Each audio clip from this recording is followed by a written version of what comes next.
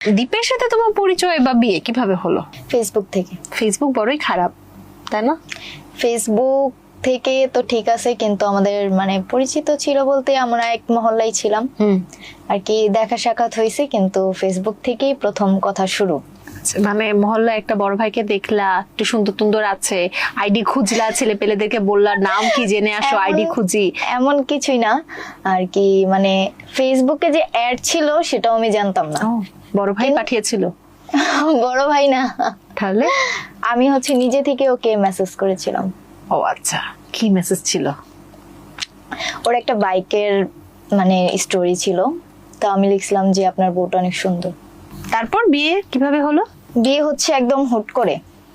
প্রথমে তো ফ্যামিলি জানাজানি ছিল, আমাদের বিয়ের প্রিপারেশনও চলতেছিল। তোমার ফ্যামিলিও জানতো?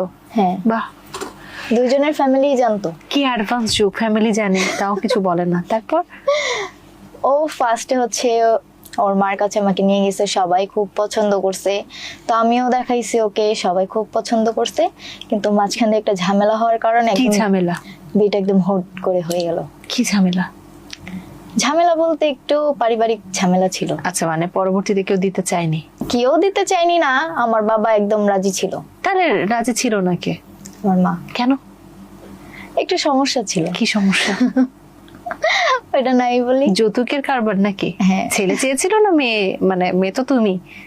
আমি না, এই জন্যই তো আমি এসে পড়ছি। ও, তোমার মা যৌতুক চেয়েছিল? আচ্ছা, এটা অনেক ইন্টারেস্টিং। দেখো, যৌতুক তো অলওয়েজ ছেলেরা নেয়, তোমার মা কি বললো যে আমাকে যৌতুক দিতে হবে? মানে কিভাবে দিতে হবে? ওরকম ভাবে আর কি বলে নাই, মানে একদম ডিরেক্টলি কিছু বলে না। তাহলে আর কি বিয়েটি অন্য জায়গায় দেওয়ার চিন্তা ভাবনা, তো যৌতুক নিয়ে একটু সমস্যা, তো এত সমস্যার থেকে আমি চলে আসছি, আমার বাবা আমাকে বিয়ে দিয়ে গেছে, এটাই। আচ্ছা, মানে চাচ্ছিল তোমার মা যে তোমাকে অন্য কোথাও বিয়ে দিবে, একটু বড় লোক দেখে, তাই তো? গাড়ি বাড়ি আছে এরকম ছেলে দেখে। কিন্তু আমি তো ওটা চাইনি। কি চেয়েছো? বাইকে ঘুরতে? আমি ভালোবাসার মানুষকে চেয়েছি। ও বাবা, আচ্ছা। টিকটকে আসা হয়েছিল কি বিয়ের আগে নাকি না, পরে? বিয়ের পরে। বিয়ের পরে ওর সাথেই। ওর সাথে? হ্যাঁ। কি ভদ্র মেয়েটাকে নষ্ট বানিয়ে ফেললো। সোশ্যাল মিডিয়ায় কাজ করার জন্য শ্বশুর বাড়ি থেকে কতটা সাপোর্ট পাচ্ছ? Full support. Full support? কেউ কোনোদিন একটা মানে ঠেস মেরে কথা বলে না, এ বউ মানুষ ভিডিও বানাচ্ছে? কখনো না। ওয়াও। সবাই অনেক পজিটিভ ভাবে নেয়। শাশুড়িরাও, শ্বশুর শাশুড়িরাও কি সামনে ভিডিওতে আসবে নাকি? ভিডিও করে ওনারা। ওনারাও করে? কিছু বলে না? কেমন এনজয় করো এই ব্যাপারটা? অনেক ভালো লাগে। ফুল সাপোর্ট একদম। আমার শাশুড়ি তো একদম আমার বান্ধবী বলতে গেলে।